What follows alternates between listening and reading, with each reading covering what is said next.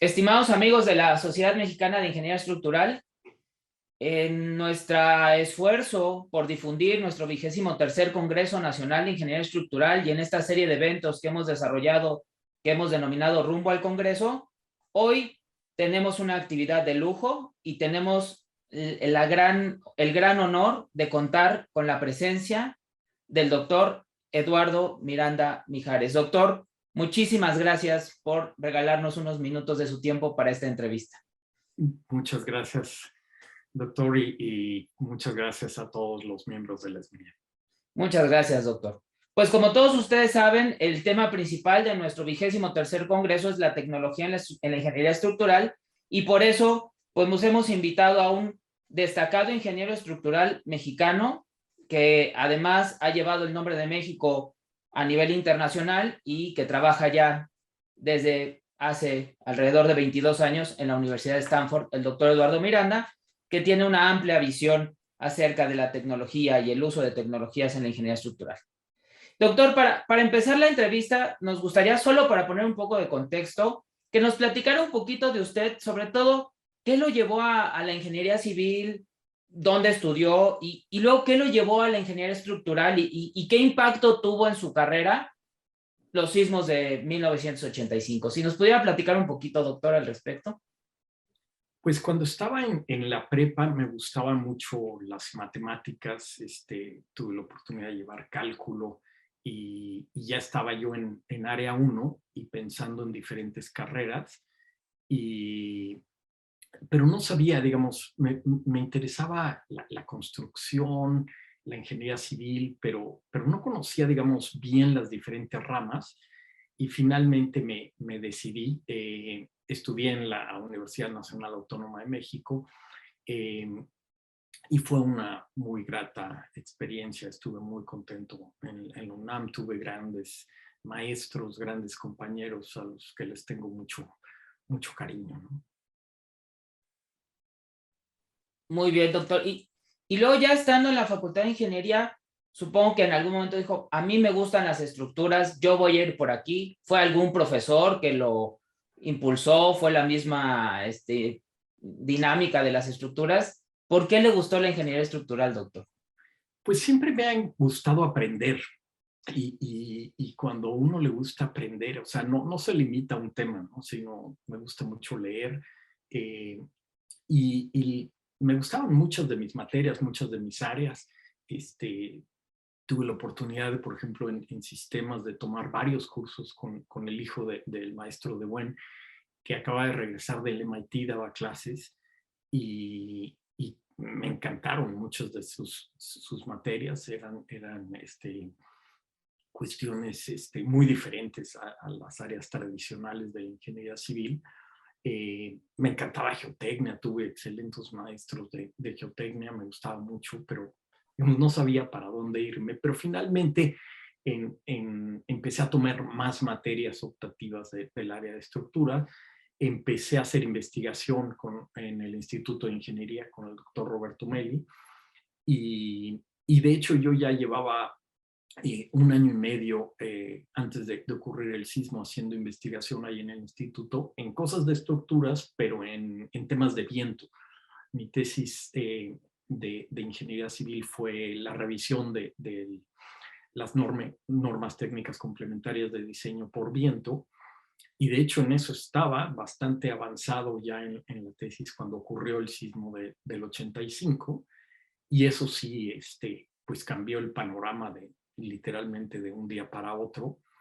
De hecho, trabajé en investigación del sismo, muy metido en las estadísticas de los daños, empezando pues desde el día 20, desde el día siguiente del sismo, al grado que en algún momento el doctor Meli me llegó a plantear si cambiábamos de tema de tesis, ¿no? Yo en ese entonces ya había empezado la maestría. En la UNAM teníamos la suerte de tener una opción donde uno podía empezar la maestría cuando todavía no terminaba la carrera. No es una opción, digamos, que existe en todas las universidades, pero era muy buena muy buena opción. Sobre todo, pues como sabemos, la tesis toma mucho tiempo y entonces yo ya prácticamente había terminado todas las materias, pero estaba haciendo la tesis y entonces los últimos semestres tomaba algunas materias todavía de la carrera y otras que eran de la maestría, ¿no? Entonces, de hecho, yo ya llevaba más de un año de la maestría cuando finalmente decidí irme a los Estados Unidos. Pero sí, el sismo fue lo que hizo que me metiera a investigar en ingeniería sísmica. Finalmente, le planteé al doctor Meli regresar digamos, ya estaba tan avanzada mi tesis, que le pedí me diera 2 o 3 meses y que en 2 o 3 meses la terminaba y después regresaría a temas de, digamos, del sismo, ¿no? Ok. Y realmente, pues eso pues desde ese entonces hago principalmente ingeniería sísmica, ¿no? Hago también otras cosas, pero principalmente ingeniería sísmica a raíz de ese sismo. Entonces, podríamos decir que fue un evento que pues cambió mi trayectoria, sin lugar a dudas, ¿no? Y la verdad, doctor, que cambió su trayectoria y también un poco, obviamente, el panorama, ¿no? De la ingeniería estructural mexicana, porque hubo una camada de ingenieros muy destacados como usted que el sismo los marcó y los decidió hacerse estructuristas. Entonces, creo que muy triste el sismo, pero para el desarrollo de la ingeniería estructural mexicana, pues muy importante, además de todo lo que aprendimos, todo lo que motivó, ¿no? A la gente. Claro, claro, sí.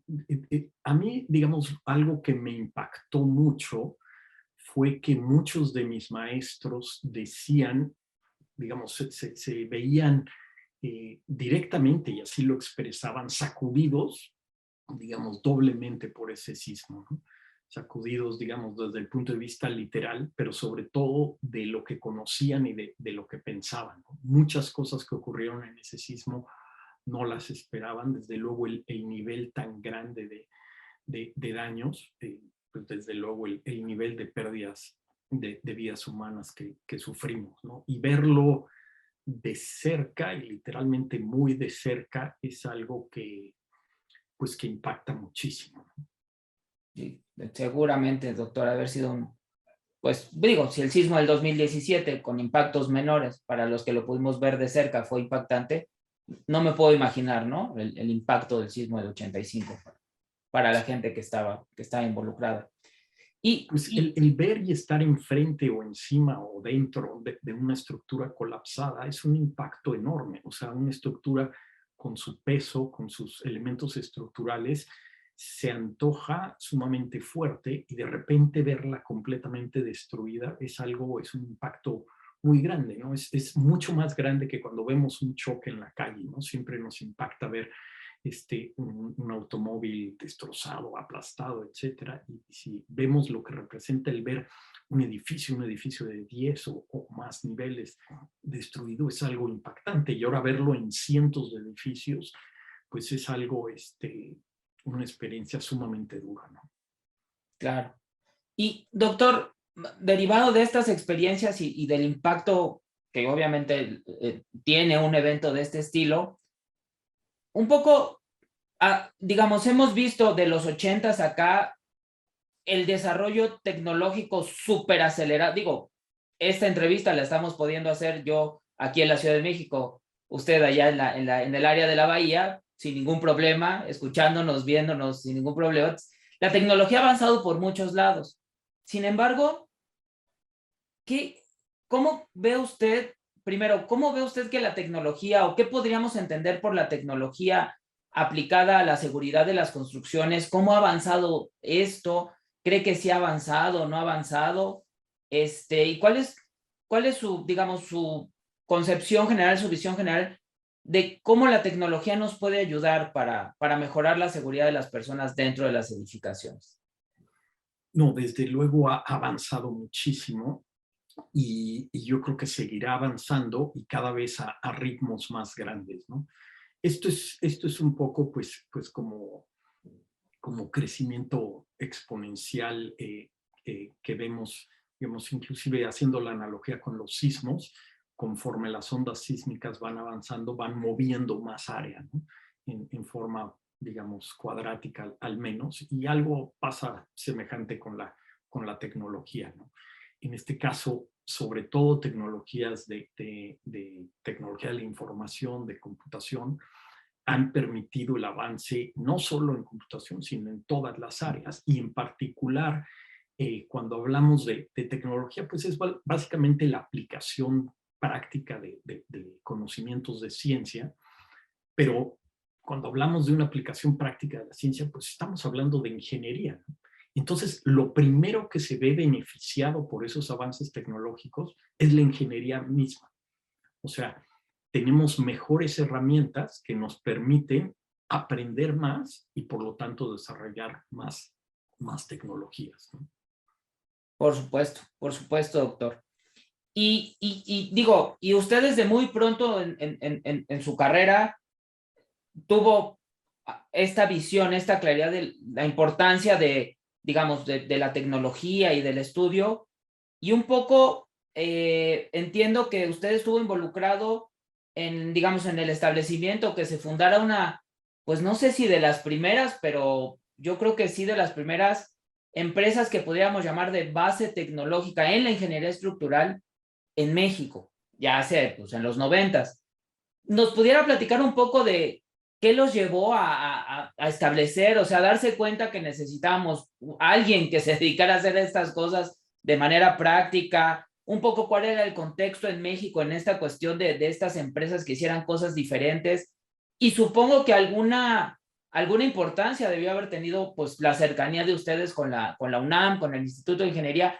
No sé si nos pudiera platicar un poquito al respecto de ese momento en su carrera. Sí, cómo no. Básicamente, digamos, muy rápidamente ocurre el sismo. Yo me voy a los Estados Unidos, a la Universidad de California en Berkeley, a hacer mi maestría y doctorado con el profesor Bertero. Después hice un postdoc en Suiza, 2 años, y después regresé a México. En México trabajaba en 3 lugares, lo cual era bastante difícil, digamos, desde el punto de vista logístico, porque era en 3 lugares diferentes de la Ciudad de México, con el caos de tráfico de la Ciudad de México. Pero entonces, por un lado, trabajaba en una empresa de ingeniería estructural, más o menos convencional. Era profesor en la División de Estudios de Posgrado de la UNAM, donde daba un par de materias en forma regular. Y además trabajaba en el CENAPRED. En realidad yo era empleado de la UNAM, pero digamos con un arreglo que existía de cooperación entre la UNAM y la Secretaría de Gobernación, de quien dependía el CENAPRED, y bueno, sigue dependiendo. Yo, digamos, estaba prestado al CENAPRED, en gran parte porque el doctor Meli era su director de investigación en ese entonces, y entonces pues la idea era seguir colaborando con el doctor Meli por allá.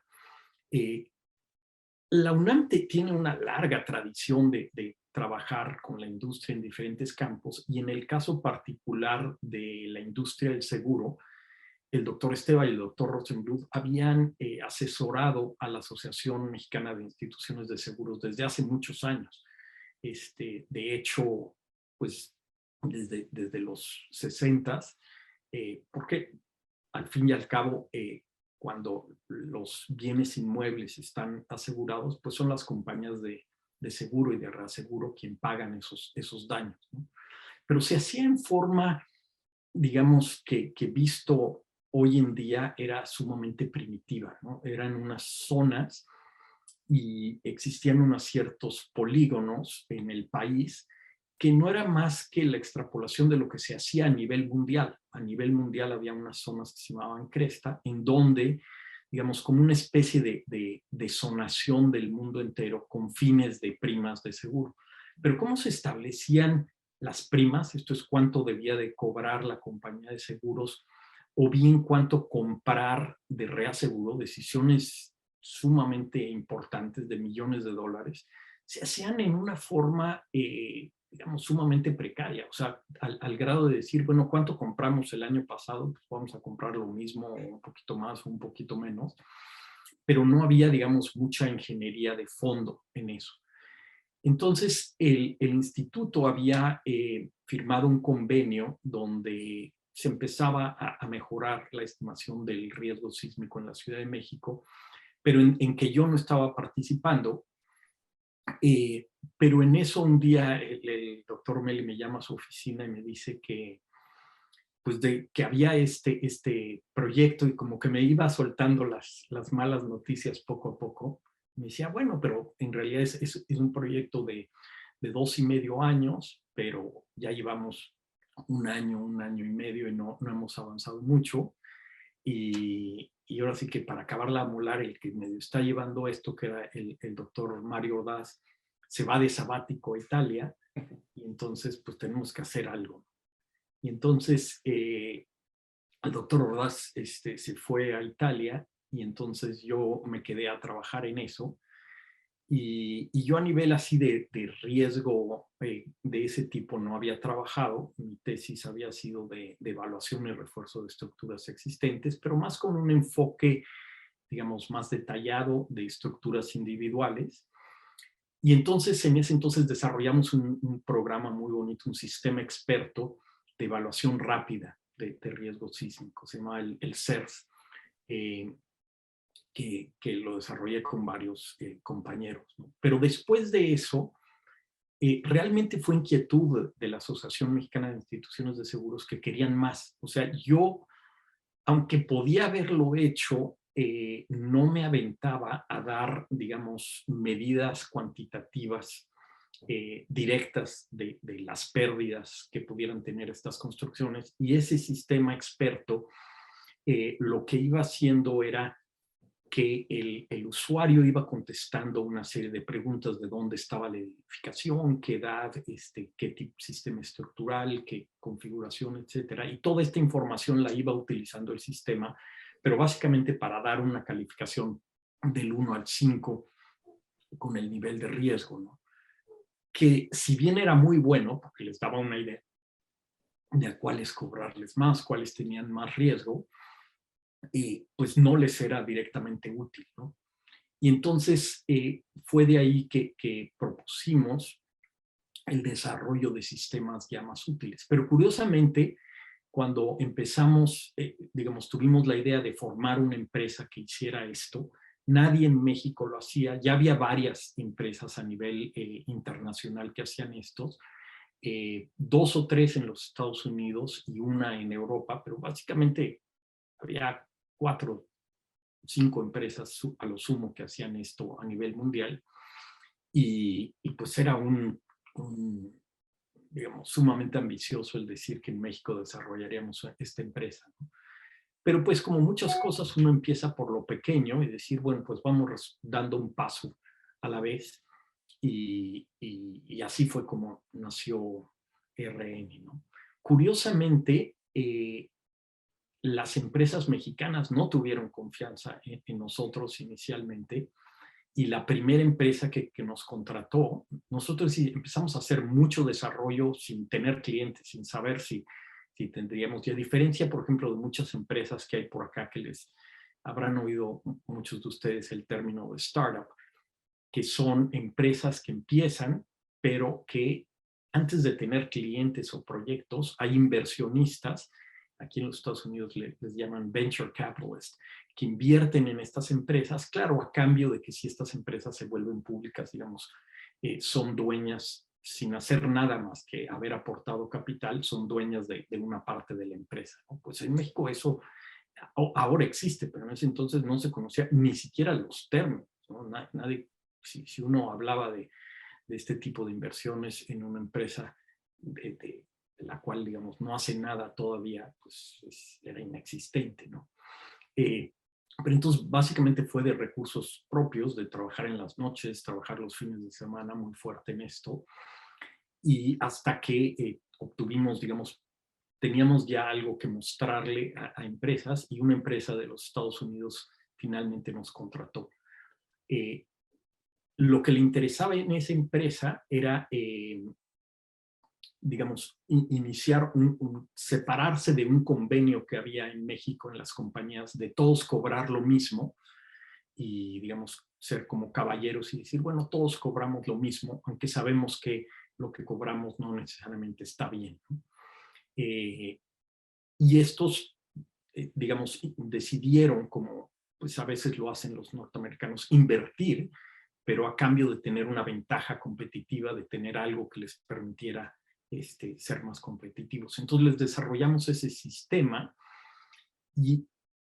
pero curiosamente la autoridad mexicana, ellos tenían, digamos, cómo funciona esto en nuestro país, y la mayor parte de los países es que uno no puede cobrar lo que quiera, sino tiene que presentar argumentos técnicos de cómo, en qué está basado y por qué pueden cobrar esto, y sobre todo en los casos en los que quieren cobrar más, porque la autoridad tiene que ver por digamos, la seguridad o el bien, en este caso del asegurado, y que si alguien se compromete a pagar los daños, pues que tenga bienes económicos, fondos para poder afrontar sus responsabilidades digamos, que contrajo con un contrato como es el seguro, ¿no? En este caso el seguro por daños, el seguro por terremoto es un contrato entre dos privados, pero alguien se compromete, digamos, a pagar unas primas y la otra parte se compromete a que en caso de haber daños, pues los va a pagar, ¿no?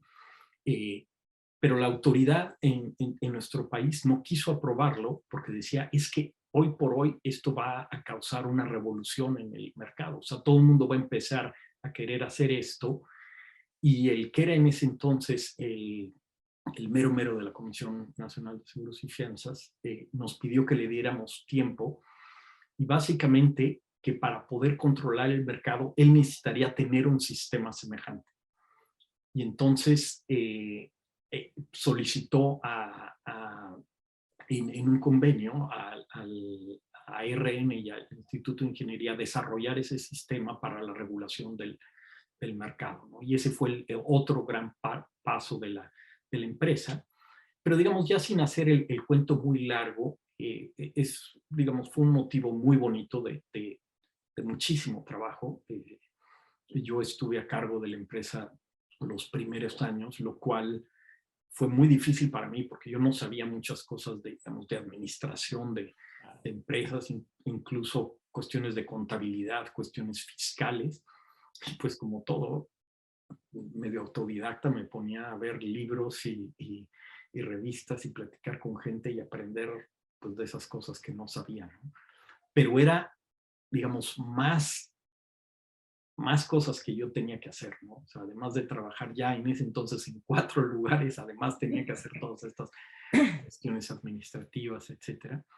Entonces tuve que ir empezando a tomar decisiones difíciles, y una de las que más trabajo me costó fue el dejar pues mi país para venirme a los Estados Unidos para ser profesor, porque es una decisión que mucha gente no entiende lo difícil que puede ser, porque involucra pues dejar a la familia, a los amigos por un cambio, y de alguna forma es como ir a explorar algo nuevo con muchos desconocidos, ¿no? Y uno no sabe exactamente si esto va a funcionar, si va a funcionar bien, etcétera.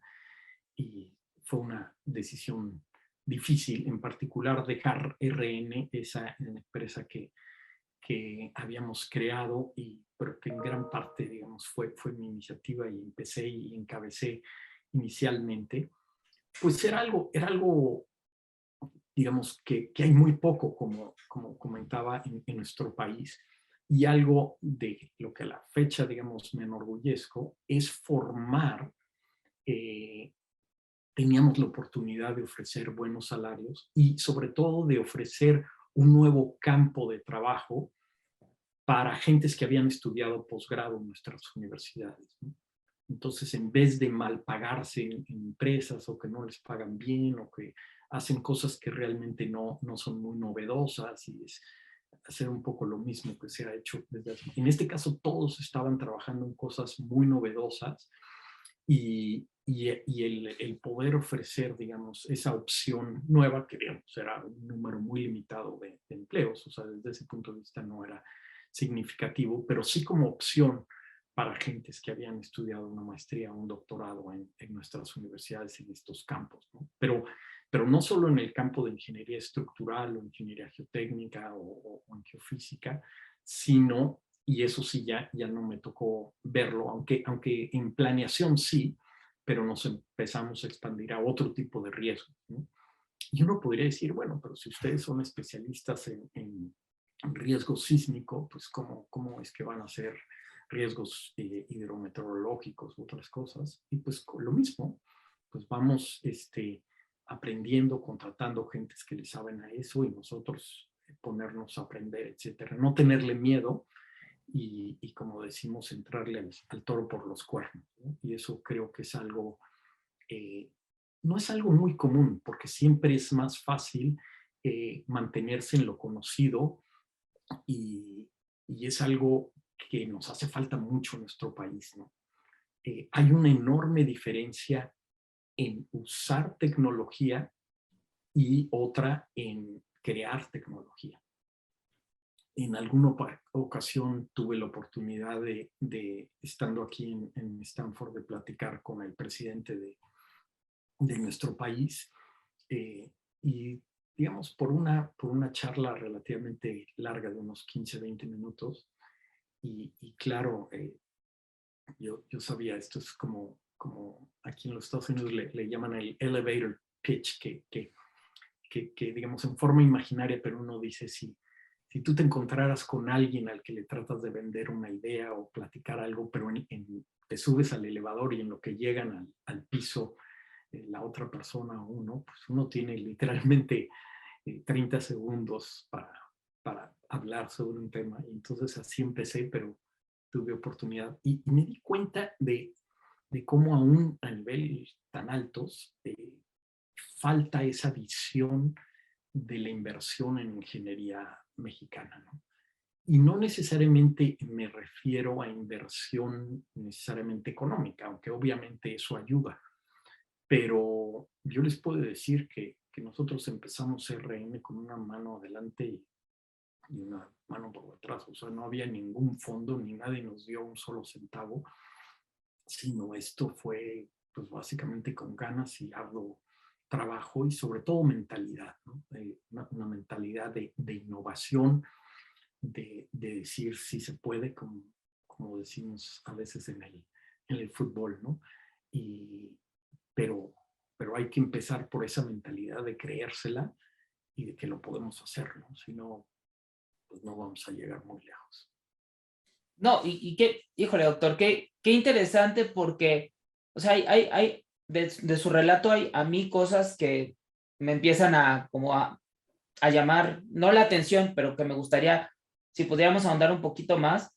Por un lado, la importancia que usted lo planteó, como sí la importancia de que, digamos, la industria, la necesidad de la industria jala, ¿no? A la cuestión de la investigación. O sea, sí tenemos que seguir haciendo investigación básica planteada dentro de las universidades, pero aparentemente a veces en México se nos olvida, ¿no? Que está bien que la industria plantea problemáticas, como en este caso la Asociación de Seguros, y de ahí surge, ¿no? Todo, se detona toda una cosa. Entonces creo que eso es muy importante y creo que no hay que perderlo de vista porque a veces siento que pensamos que de la universidad tenemos que andar diciendo qué es lo que hay que estudiar y qué hay que resolver y pues no, muchas veces hay que estar viendo hacia afuera.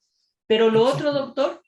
Yo creo que es una Sí. combinación, o sea, uno es ver las necesidades de la problemática y eso definitivamente está fuera, pero la otra es que las universidades pueden ayudar a ver cómo pueden ayudar, ¿no? Y cómo mejorar, porque la industria por sí solo a veces no se da cuenta de lo que es posible hacer, ¿no? O sea, por ejemplo, en el caso concreto de lo que hacíamos, ellos no estaban conscientes del nivel de modelado o de información que se pudiera llegar a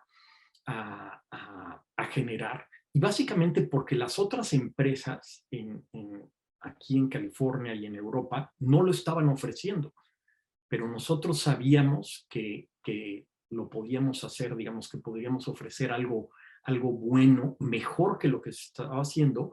Y claro, éramos muy realistas. Nosotros decíamos, nosotros, digamos, no vamos a empezar a ofrecer estos servicios a nivel mundial, pero decíamos, vamos a empezar por ofrecerlos en nuestro país, mejorar la situación de estimación de riesgo sísmico en nuestro país y después empezar a hacerlo en Latinoamérica, ¿no?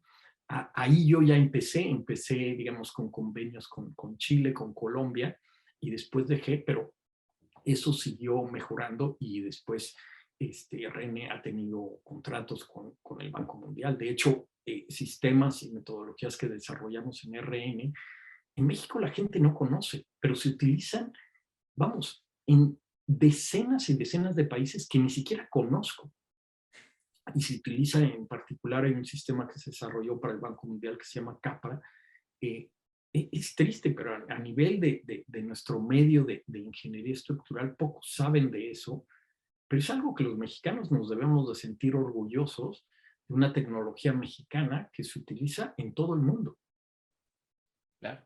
De hecho, les platico que alguna vez en una reunión en la Universidad de California en Berkeley me tocó estar en una reunión, digamos, como muchas a las que voy, se discutió con muchos expertos, pero entre ellos estaba un agente del Banco Mundial y alguien había hablado de estos sistemas, etcétera, y luego le di un aventón al aeropuerto de Oakland al hombre entonces íbamos platicando y entonces me dice, oiga doctor, usted estuvo callado en la junta y me gustaría conocer su opinión, ¿qué le parece este sistema?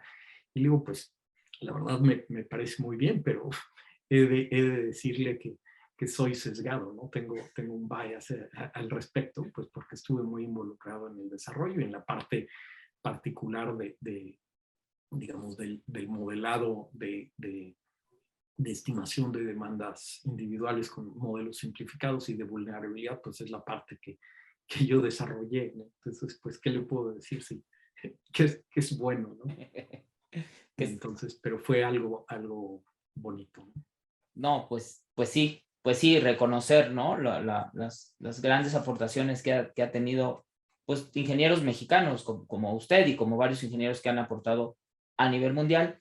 Y el otro tema, doctor, que creo que tocó, que también creo que es muy interesante ahora, sobre todo para los jóvenes que nos estén viendo en esta entrevista, este concepto que ahora está muy de moda del emprendimiento y que la cultura del emprendimiento, como que creemos que nada más diciéndoles sean emprendedores y usted nos platicó, digo, la historia que nos platicó es la definición perfecta de un grupo de emprendedores, pero de emprendedores serios, emprendedores que se formaron, que tenían las capacidades técnicas, que vieron un problema y que le dedicaron 48 horas al día a un proyecto en el que realmente confiaban, ¿no? En cambio ahora yo me da la impresión, no sé si usted la comparta, de que esta noción de emprendimiento a veces se malentiende y entonces ser emprendedor es, pues yo quiero poner un negocio, oye, pero ¿qué quieres poner? ¿En qué estás? No sé, pero quiero ser mi propio jefe. ¿Pero qué quiere? Y entonces, no sé, le digo, esta es una visión mía, pero no sé si usted comparta que ahora hay como esta sobreestimación del emprendimiento, pero sin estructura. Y en este ejemplo que usted nos mostró, con toda la habilitación que tenían, con toda la estructura que tenían, y aún así tuvieron que dedicarle mucho tiempo, invertirle de sus recursos propios y darse un espacio, ¿no? Entonces, no sé si nos pudiera comentar un poco al respecto, doctor.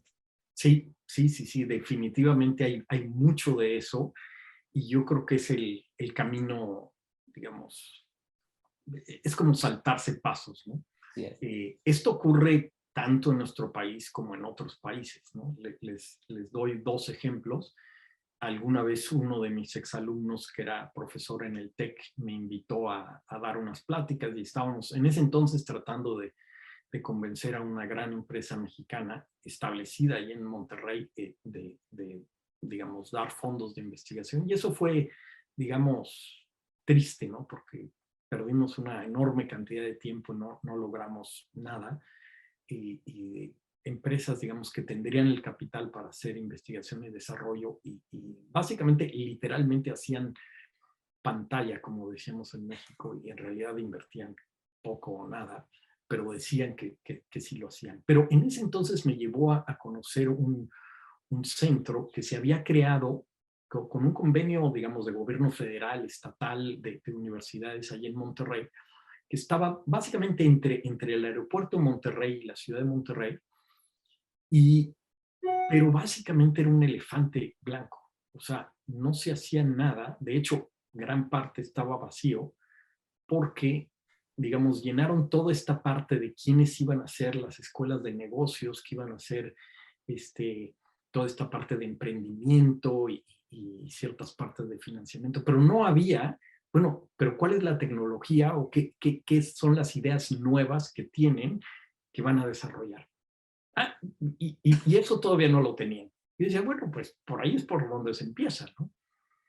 Y, pero desafortunadamente, digamos, falla ese otro aspecto, ¿no? Y hoy, como muchas veces empiezan estas empresas, están bajo fuertes presiones los fundadores de estas empresas por dar resultados y entonces empiezan, digamos, a prometer o decir cosas que no son ciertas, ¿no?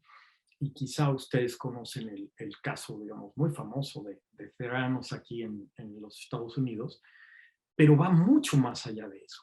Cientos de empresas que aquí en el Valle del Silicón hay el dicho este que habrán oído en inglés, que se llama fake it till you make it, que básicamente es pues dar como la pantalla, el utilizar todas estas palabras que suenan muy bien y el marketing, etcétera, pero que de fondo no hay realmente algo novedoso, algo nuevo, ¿no? Entonces yo, pues como recomendaciones, pues lo principal es cuáles son las ideas, cuál es lo novedoso y empezar por algo chico, irlo creciendo y no pensar en lo grande antes de resolver es como decir, uno empieza ya a soñar en la ceremonia de premiación de las Olimpiadas, ¿no? Ah, pues voy a estar aquí en el podio, desde luego en el más alto, con la medalla de oro en el pecho, y voy a cantar el himno nacional, etcétera. Y en realidad, digamos, nunca han conocido unos atletas, ni se imaginan, digamos, la vida entera de sacrificios, de esfuerzos por los que han pasado cualquier atleta para llegar a ese momento, ¿no? Pero somos muy buenos para imaginarnos el momento final, pero, pero en realidad, pues, vamos dando un paso por paso, ¿no? Claro, un paso por vez. Y digamos, doctor, dado esta experiencia que tuvo acá en México, ahora ya lleva más de 20 años viviendo en los Estados Unidos, además, digamos, en uno de los centros geográficos mundiales, ¿no? De esta cuestión del boom tecnológico, que es como es pues el área de la Bahía y el Silicon Valley. ¿Qué, qué diferencias? Obviamente hay muchas diferencias, es obvio, pero ¿qué diferencias así estructurales y qué coincidencias estructurales usted alcanza a observar entre, como digamos, lo que podríamos llamar el ambiente tecnológico o el ecosistema que permite que la tecnología surja y este tipo de cosas surjan en los Estados Unidos comparado con México, por ejemplo? Y hay personas que creen que es nada más un problema económico, que como ya tienen más dinero, pues por eso se desarrolla más, pero no sé si eso es realmente cierto. ¿Usted qué visión tiene? O sea, ¿qué diferencia se encuentra en toda esta estructura que permite que haya desarrollos tecnológicos en los países? Pero ¿qué coincidencias ven que pudiéramos potencializar en México y pudiéramos cambiar para caminar hacia allá? No sé si nos pudiera platicar un poco al respecto. Sí, yo creo que es muy importante hacer énfasis que desde luego el dinero ayuda, pero no es la parte crítica. La parte crítica, creo yo, es la innovación. Y ha habido, digamos, muchos libros que se han escrito al respecto por, digamos, gentes que saben mucho más del tema que yo. Pero sí, digamos, lo que es especial de este lugar es que se reúnen a más gentes, digamos, que piensan diferente. La innovación empieza por, digamos, interesarse cómo funciona la tecnología actual, pero en pensar cómo mejorarla, ¿no? Y eso es algo que, digamos, suena fácil, pero un porcentaje muy pequeño de la gente es la que realmente piensa diferente, ¿no?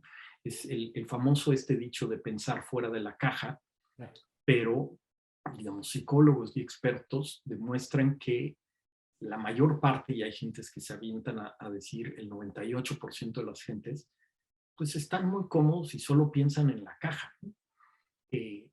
Las empresas piensan las que están arriba, pues seguir arriba, o cómo le dan en la torre al de junto, etcétera. Pero solo hay un porcentaje pequeño de la gente que piensa en innovar. Y eso sí es especial en este lugar, en el sentido de que, digamos, donde hay más innovadores, hablan con otros innovadores y, digamos, facilitan la innovación, ¿no? En México a veces tenemos una mentalidad de pensar en, digamos, un tanto destructiva, ¿no? Como decir, como de pensar estos pensamientos negativos de por qué yo no lo puedo hacer, ¿no? Y nos empezamos a crear este tipo de excusas de por qué, o por qué este otro profesor tiene el triple de publicaciones que yo y hace esto y le invitan a esto y a mí no, etcétera. Y sin embargo, eso no existe en otros países, es curioso, pero sí es algo quizá de la idiosincrasia mexicana, lo vemos mucho en el fútbol, en vez de ver lo bueno del otro, digamos, empezamos como a criticarlo. No, es que ellos tienen y esto yo. Es una mentalidad que yo creo que debemos de quitarnos, porque es una mentalidad destructiva, ¿no? Hay que pensar positivamente y decir, pues si hacen esto, más bien vamos a empezarnos a fijar detenidamente qué es lo que hacen bien, que nosotros no estamos haciendo, y empezarlo a hacer, ¿no? Y después decir, pues lo mismo que hacen ellos, lo pueden hacer. Y hay ejemplos en el deporte, en la ciencia, en la literatura, en las artes, de cómo lo podemos hacer, pero tenemos que como que estudiar que esto no se da digamos, por generación espontánea, ¿no? Es una semilla que debemos de ir creando y que todos podemos aportar, ¿no? Yeah. Hoy por hoy, tristemente, como saben, en nuestro país hay quien piensa que la investigación del desarrollo solo se debe de promover en universidades públicas, ¿no? Pues ya de entrada estamos, digamos, cercenando el capital, ¿no? Digamos, ¿por qué no cualquiera puede entrar y cualquiera que lo haga bien, vamos a apoyarlo, ¿no? Y decir, no, tú porque piensas diferente a como yo pienso, entonces no, yo solo apoyo a esto. Son políticas realmente equivocadas que hacen mucho daño y yo creo que van a hacer más daño a futuro, ¿no?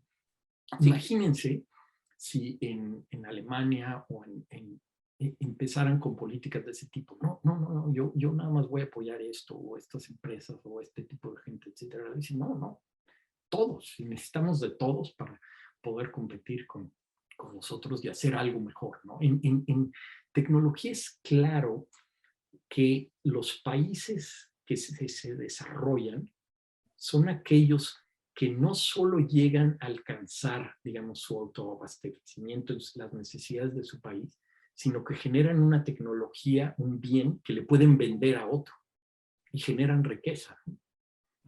Y eso es algo que, pues al parecer, nos cuesta trabajo o no hemos podido imitar. Y eso empieza desde lo chiquito.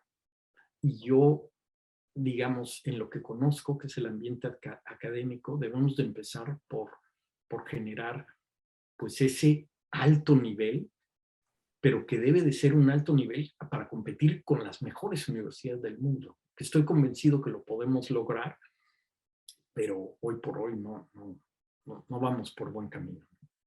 No, sí, tiene toda la razón. Toda la razón, doctor. O sea, hay que empezar a creérnosla, ¿no? Y a trabajar, no solo creérnosla, sino trabajar para que eso que nos creamos, en consecuencia podamos llegar y subir nuestros estándares en la competencia, sí, con los mejores del mundo, como debe de ser. Y como dice usted, tenemos las capacidades, ¿no? Sí, yo en lo personal no creo, salvo contadas investigaciones que he hecho, yo les diría que ni el dinero ni los laboratorios han sido, digamos, el factor importante. Quizá en una que otra investigación donde sí tuve acceso a laboratorios muy grandes que no hubiera tenido en México, pero en general, pues lo he hecho con computadoras sencillas, con gente de, digamos, de diferentes partes del mundo que quiere trabajar y es juntarse con gente a trabajar y innovar, ¿no? Hacer cosas nuevas, interesantes, y no preocuparse tanto de estar criticando al de junto. Sí, sí, uno gasta mucha energía, mucho tiempo y mucha imaginación en criticar al otro que pudiera usar, ¿no? En plantear nuevas soluciones. Creo que tiene mucha razón, doctor. Doctor, pues vamos a ir cerrando la entrevista.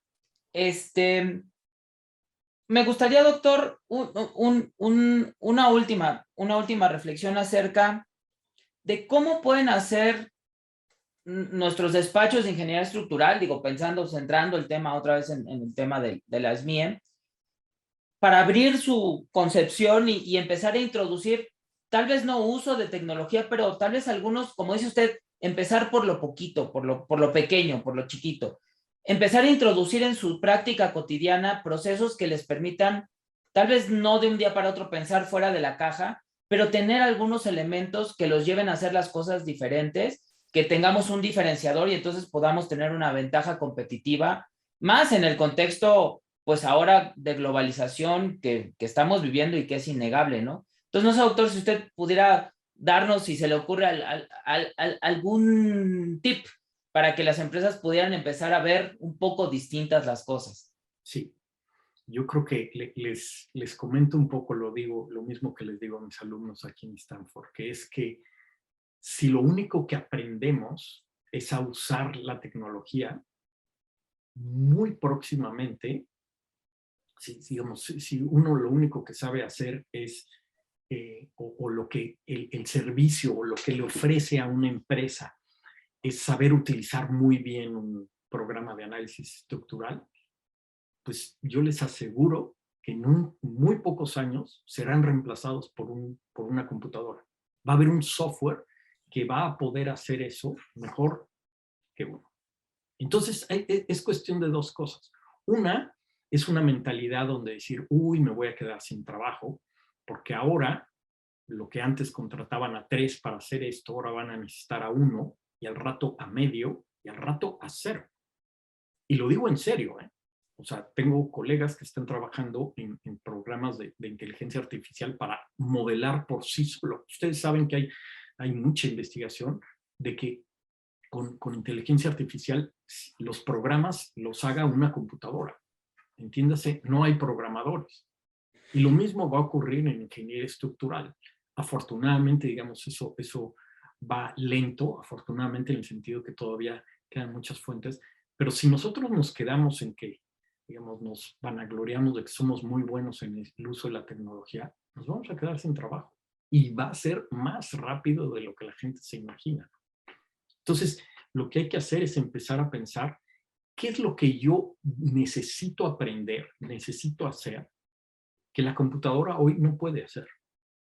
Eso es lo que nos tenemos que concentrar. Y les voy a dar dos ejemplos. Uno es con una tesis que recientemente dirigí, utilizando herramientas convencionales, pero estamos haciendo optimización, ¿no?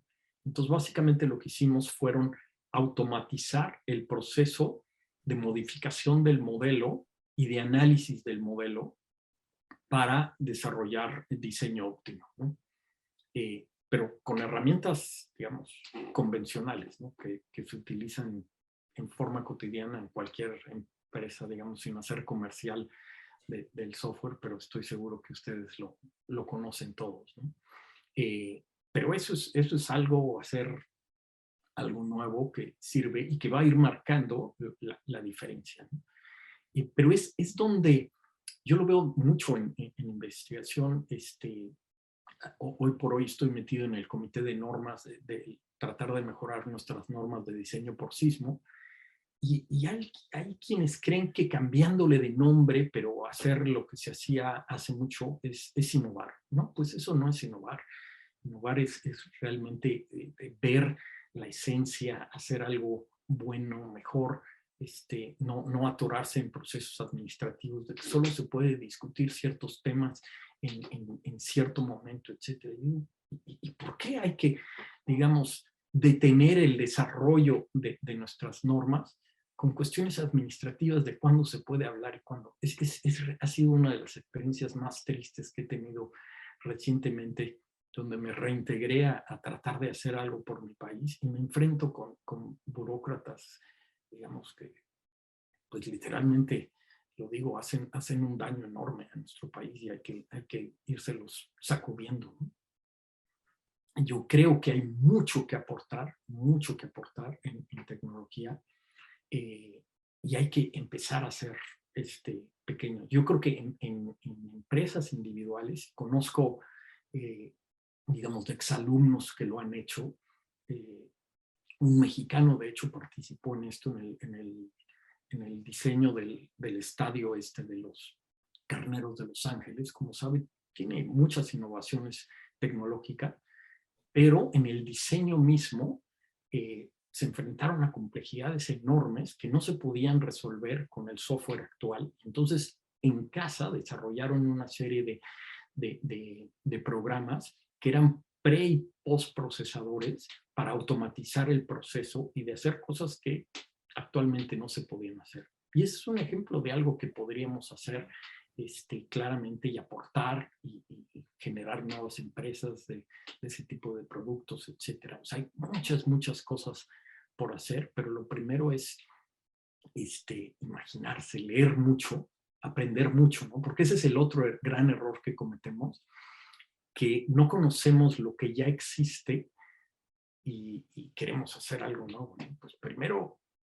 hay que empezar por entender muy bien de cómo existe y de estudiar la historia de cómo se generaron estas ideas y cómo se generaron estas empresas, ¿no? Hay muchos libros a disposición de cómo se hacen. La tecnología esta que estamos utilizando actualmente, Zoom, no se creó en las grandes empresas de grandes conocimientos. O sea, no la generaron los Google o los Apple de aquí del Valle del Silicón o Microsoft en el estado de Washington, sino fue una empresa nueva que empezó a hacer algo nuevo y se comió con muchísimo menos recursos a lo que estaban haciendo los gigantes, ¿no? Entonces, ese tipo de ejemplos son los que hay que ponerle atención, ¿no? Cuando alguien pequeño llega a ser grande y decir, no tratar de decir, uy, no, es que yo quiero replicar, sacar el nuevo iPhone. No, pero pues, para eso hay que tener, ser una empresa que vale 2 billones de dólares, o trillones, como les dicen aquí en los Estados Unidos. Y pues claro, eso no lo vamos a poder replicar, ¿no? Pero pues empezar por lo chiquito, ¿no? Wow, wow. Sí, pues híjole, doctor. Ha sido, la verdad, súper valioso para todos nosotros, doctor, escucharlo, con esta claridad, con esta experiencia que ha acumulado.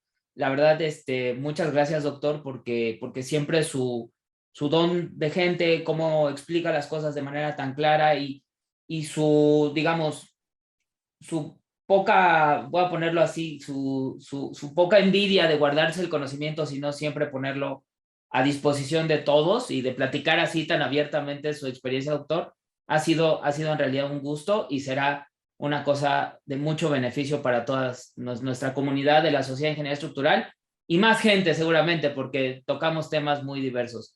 No sé, doctor, si quisiera hacer algún comentario final, alguna reflexión final, le agradeceríamos mucho.